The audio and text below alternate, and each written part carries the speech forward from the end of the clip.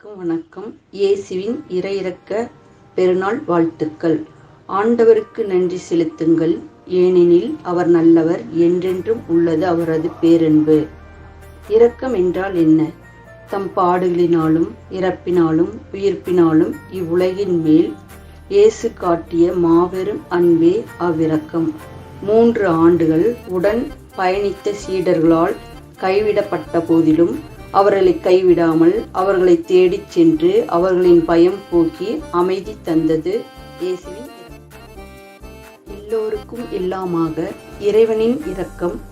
நற்செய்தியில் இயேசுவை அமைதியின் அரசரென்றும் சமாதான தூதுவர் என்றும் நாம் போற்றுகின்றோம். அவர் பிறந்தபோது விண்ணக தூதர்கள் ஒருங்கிணைந்து உலகின் கடவுளுக்கு உகந்ததோர் அமைதி உண்டாகுக என வாழ்த்தினார். இயேசு இவ்வுலகை விட்டு பிரிவதற்கு முன்னால் தம் சீடரை நோக்கி, அமைதி உங்களுக்கு விட்டு செல்கின்றேன், என் அமைதியை உங்களுக்கு அளிக்கின்றேன் என வாக்களித்தார். மேலும் தம் சாவில் இருந்து உயிர் பெற்ற பிறகு இயேசு தம் சீடரை நோக்கி, உங்களுக்கு அமைதி உண்டாகுக என வாழ்த்தார். இயேசு கொணர்ந்த அமைதி யாது? இயேசு தம் சீடருக்கு அமைதியை வாக்களித்தார்.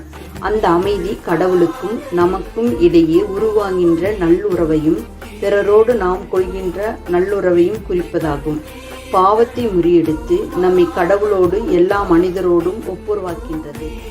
இயேசுவின் சிலுவை சாவின் வழியாக நிறைவேற்றினார். எனவே அவர் உலகிற்கு அமைதியை கொணர்ந்தார். தன்னை சாட்டையால் நையப் பிடித்து சிலுவையில் வைத்து ஆணியால் அறைந்தவர்களையும் கூட தான் இறக்கும் முன், இவர்களை அறியாமல் செய்கிறார்கள், இவர்களை மன்னியும் என்று ஜெபித்தது இயேசுவின் இரக்கம். தன் இறந்த பின்னும் தன்னை ஈட்டியால் குத்தியவனை கூட தான் இரத்தத்தினாலும் தண்ணீரினாலும் கழுவியது இயேசுவின் இரக்கம். நம்மை ஒழுங்குபடுத்தி மன்னிப்பு, கனிவு, சகிப்புத்தன்மை ஆகிய பண்புகளை கொண்ட புதிய கண்ணோட்டத்துடன் நம் சமூக சூழ்நிலைகளை அணுக வழிவகுக்கிறது. இன்ப துன்பங்களை எல்லாம் வெளியில் சொல்ல இயலாத வாயற்ற ஜீவன்களின் தேவைகளை எல்லாம் அவற்றை படைத்த இறைவன் ஒருவரே அறிவார். ஆனால் அந்த இறைவனுடைய உணர்வு நமக்கும் வர வேண்டும்.